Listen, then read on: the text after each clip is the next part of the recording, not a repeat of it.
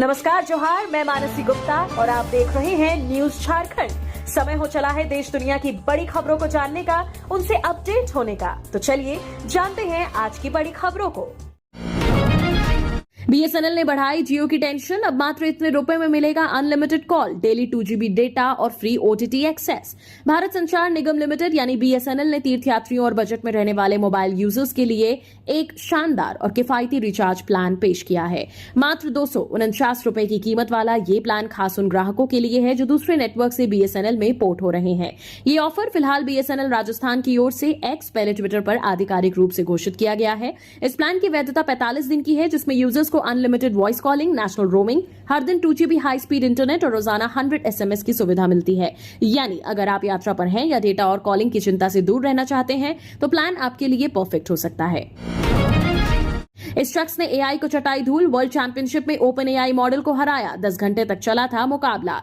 AI को लेकर पूरी दुनिया में चर्चा है। अधिकतर कंपनियां एआई को इंसानों के जैसा या उनसे भी बेहतर बनाने पर काम कर रही हैं, लेकिन हाल ही में एक शख्स ने साबित कर दिया है कि एआई कितना भी एडवांस्ड क्यों ना हो जाए, वो इंसानों से आगे नहीं निकल सकता। टोक्यो में आयोजित AtCoder world tour finals 2025 heuristic competition में ChatGPT maker OpenAI के कस्टम एआई मॉडल को एक पोलिश प्रोग्रामर ने हरा दिया है। इसके बाद इनकी चर्चा दुनिया भर में हो रही है। बुधवार को हुई कंपटीशन में पूर्व ओपन एआई कर्मचारी और प्रोग्रामर प्रजेमिस्लाव डेबियाक साइको ने एक ओपन एआई के कस्टम एआई मॉडल को मात दी है। दरअसल इस प्रोग्राम का आयोजन जापानी प्लेटफॉर्म एट कोडर ने किया है। यूजीसी नेट रिजल्ट 22 जुलाई को होगा जारी, कल आ सकती है फाइनल आंसर की। नेशनल टेस्टिंग एजेंसी एनटीए की ओर से यूजीसी नेट जून 2025 रिजल्ट 22 जुलाई को जारी कर दिया जाएगा। यूजीसी नेट रिजल्ट 2025 डेट की घोषणा एनटीए की ओर से एक्स पर ट्वीट के माध्यम से पहले ही की जा चुकी है। एनटीए की ओर से परिणाम ऑनलाइन माध्यम से ऑफिशियल वेबसाइट ugcnet.nta.ac.in पर जारी किया जाएगा। इसके बाद परीक्षार्थी लॉग इन डिटेल दर्ज करके अपना नतीजों की जांच करने के साथ ही स्कोर कार्ड भी डाउनलोड कर पाएंगे। पिछले पैटर्न को देखें तो एनटीए की ओर से रिजल्ट जारी होने से एक दिन पहले फाइनल आंसर की जारी कर दी जाती है। ऐसे में अनुमान है कि कल यानी 21 जुलाई को एनटीए की ओर से अंतिम उत्तर कुंजी डाउनलोड के लिए उपलब्ध करवा दी जाएगी। योगी बोले, उपद्रवी कांवड़ियों के वेश में छिपे बेनकाब करें। सावन का रविवार को 10वां दिन है। सावन का कल दूसरा सोमवार है। यूपी में सड़कों और हाईवे पर कांवड़ियों का रेला उमड़ा हुआ है। दिल्ली से लौटते वक्त सीएम योगी ने गाजियाबाद में दूधेश्वर मंदिर में जलाभिषेक किया। इसके बाद बागपत में कांवड़ियों पर हेलीकॉप्टर से पुष्प वर्षा की। योगी फिर मेरठ पहुंचे, वहां मंच से कांवड़ियों पर पुष्प वर्षा की। ऑपरेशन सिंदूर की कांवड़ को योगी ने हाथ देकर रोका, उस पर फूल बरसाए। कहा, कुछ लोग कांवड़ यात्रा को बदनाम करने की साजिश कर रहे हैं। कुछ उपद्रवी कांवड़ियों के वेश में छिपे हैं, उन्हें बेनकाब करें। कांवड़ यात्रा में हॉकी बेसबॉल बैट लेकर चलने पर पाबंदी, डीजे विवाद के बाद प्रशासन की सख्ती। कांवड़ यात्रा के दौरान हाल ही में डीजे कंपटीशन के दौरान हुई मारपीट की घटनाओं को देखते हुए प्रशासन ने सख्त कदम उठाया है। अब प्रशासन ने कांवड़ यात्रा के दौरान कांवड़ियों के बेसबॉल बैट, हॉकी स्टिक जैसे सामान लेकर चलने पर पूरी तरह से रोक लगा दी है। प्रशासन का कहना है कि यह फैसला यात्रा में शांति और सुरक्षा सुनिश्चित करने के लिए लिया गया है। प्रशासन ने स्पष्ट निर्देश जारी किए हैं कि कांवड़ यात्री किसी भी प्रकार के ऐसे सामान को साथ नहीं ले जा सकेंगे जो हिंसा या विवाद का कारण बन सकते हैं। हालांकि त्रिशूल जैसे धार्मिक चिन्हों को ले जाने पर कोई रोक नहीं लगाई गई है। प्रशासन का कहना है कि धार्मिक भावनाओं का सम्मान करते हुए केवल उन वस्तुओं पर प्रतिबंध लगाया गया है जो सुरक्षा के लिए खतरा पैदा कर सकती है। मॉनसून सत्र पर सर्वदलीय बैठक, रिजिजू बोले, संसद चलाना सबकी जिम्मेदारी। कांग्रेस ने कहा, मोदी पहलगाम जैसे मुद्दों पर जवाब दें। संसद के मानसून सत्र से ठीक एक दिन पहले रविवार को सभी दलों की बैठक हुई। केंद्रीय मंत्री जेपी नड्डा की अध्यक्षता में हुई मीटिंग 1.5 घंटे से ज्यादा चली। संसदीय कार्य मंत्री किरेन रिजिजू ने कहा, सदन चलाना सभी की जिम्मेदारी है। बैठक में सभी दलों के सदस्यों ने बात रखी। कांग्रेस सांसद गौरव गोगोई ने कहा, इस सत्र में हम पहलगाम, सीमाओं पर संघर्ष, ट्रंप का सीज फायर दावा, बिहार में विशेष गहन पुनरीक्षण जैसे मुद्दों को उठाएंगे।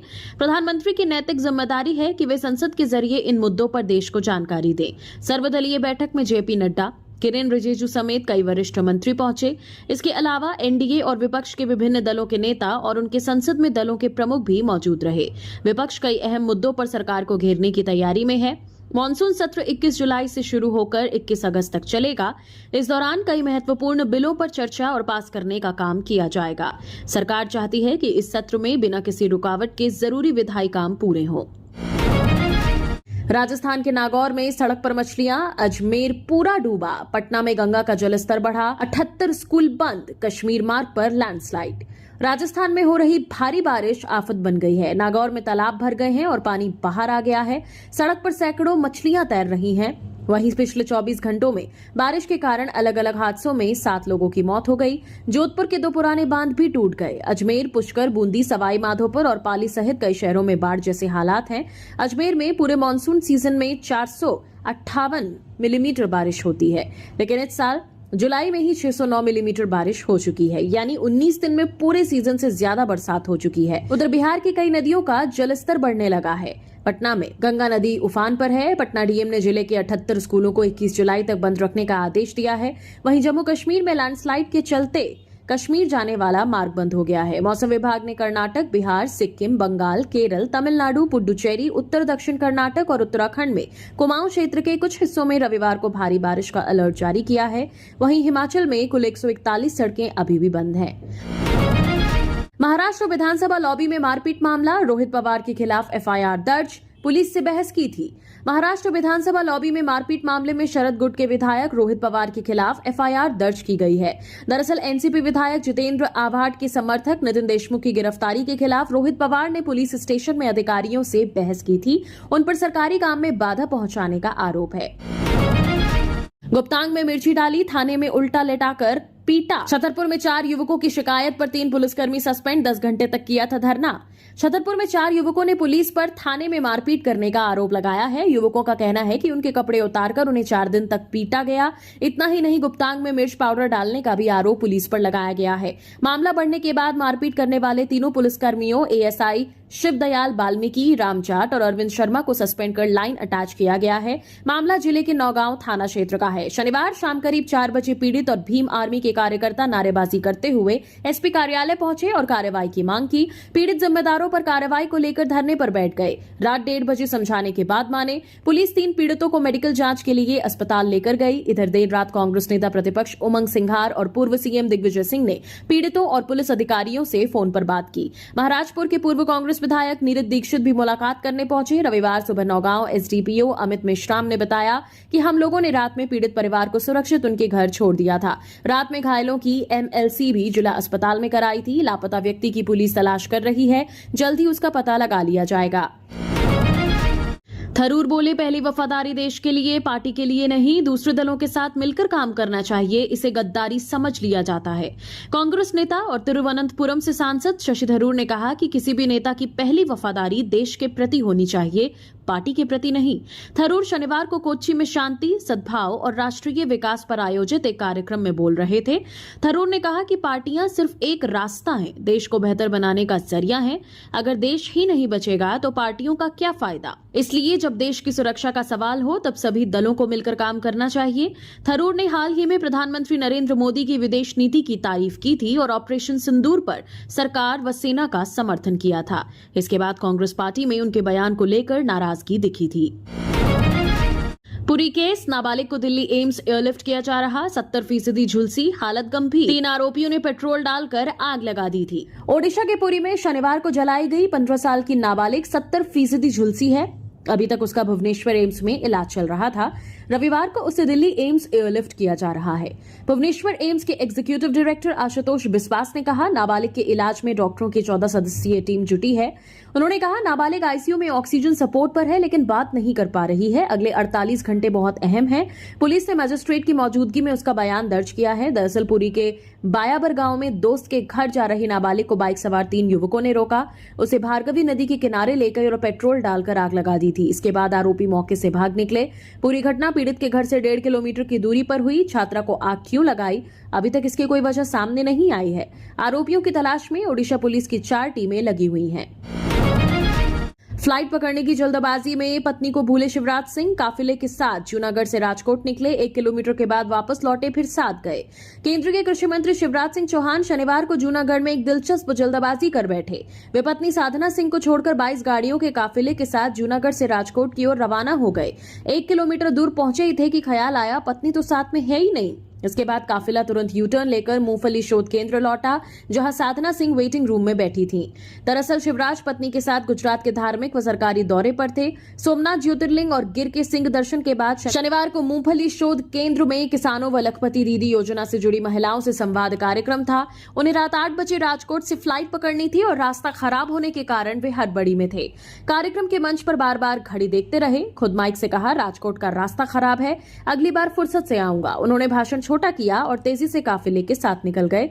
उधर साधना गिरनार दर्शन के बाद लौट चुकी थी और प्रतीक्षालय में बैठी थी। शिवराज को ख्याल आया कि पत्नी तो साथ में है नहीं, फिर फोन पर संपर्क साधा। इसके बाद काफिले संग लौटे और पत्नी को लेकर राजकोट निकले। केरल हाईकोर्ट का आदेश, चैट जीपीटी से ऑर्डर मत लिखें, एआई से गलतियां होती हैं।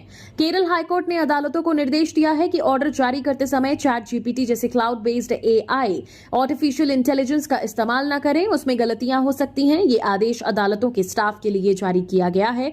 हाईकोर्ट ने कहा कि अगर एआई का यूज करना है तो इसके लिए ट्रेनिंग ले। ये पहली बार है जब एआई को लेकर किसी हाईकोर्ट ने देश में ऐसा निर्देश जारी किया है। बैंक में सरकारी नौकरी पाने का सुनहरा मौका, आईबीपीएस पीओएसओ पदों के लिए कल तक कर सकते हैं अप्लाई। बैंक में सरकारी नौकरी का सपना देख रहे युवाओं के पास जॉब पाने का सुनहरा मौका है। Institute of banking personal selection की ओर से स्पेशलिस्ट ऑफिसर एवं प्रोबेशनरी ऑफिसर मैनेजमेंट ट्रेनी के हजारों रिक्त पदों को भरने के लिए भर्ती हो रही है। इच्छुक एवं योग्य अभ्यर्थी इस भर्ती में शामिल होने के लिए ऑनलाइन माध्यम से ऑफिशियल वेबसाइट ibps.in पर जाकर एप्लीकेशन फॉर्म भर सकते हैं। आवेदन करने की लास्ट डेट 21 जुलाई 2025 निर्धारित है। इस भर्ती में शामिल होने के लिए अभ्यर्थी का किसी भी मान्यता प्राप्त विश्वविद्यालय संस्थान से ग्रेजुएट होना अनिवार्य है। इसके साथ ही अभ्यर्थी की न्यूनतम आयु 20 वर्ष एवं अधिकतम आयु 30 साल से ज्यादा नहीं होनी चाहिए। श्रद्धालुओं से भरी पिकअप को ट्रेलर ने मारी टक्कर, 4 की मौत। बाबा धाम जा रहे थे श्रद्धालु। बलिया के नरही थाना क्षेत्र के तेतारपुर गांव से रविवार की दोपहर में 25 श्रद्धालु पिकअप वैन पर सवार होकर बाबा धाम जलाभिषेक करने जा रहे थे। करनाल में करोड़ों का इलेक्ट्रिसिटी बिल देख परिवार के उड़े होश, 1.5 साल से घर में नहीं है बिजली। हरियाणा के करनाल में एक परिवार को बिजली नगर ने जब करोड़ों का बिल थमाया तो परिवार का बिल देखकर होश उड़ गए। उन्होंने दावा किया कि घर में पिछले 1.5 साल से बिजली नहीं है। उन्होंने कहा कि बिजली विभाग से गलती हुई है और गलत बिल थमाया गया है। जब इस बात की शिकायत बिजली विभाग से की गई तो उन्हें कह दिया गया कि वो लोग बिजली मंत्री अनिल विज के पास जाकर अपनी समस्याएं बताएं, इसमें वो लोग कुछ नहीं कर सकते हैं। वहीं परिजनों का आरोप है कि इस बिल को देखने के बाद उनकी हालत बहुत खराब है और कोई उनकी बात सुनने को तैयार नहीं है।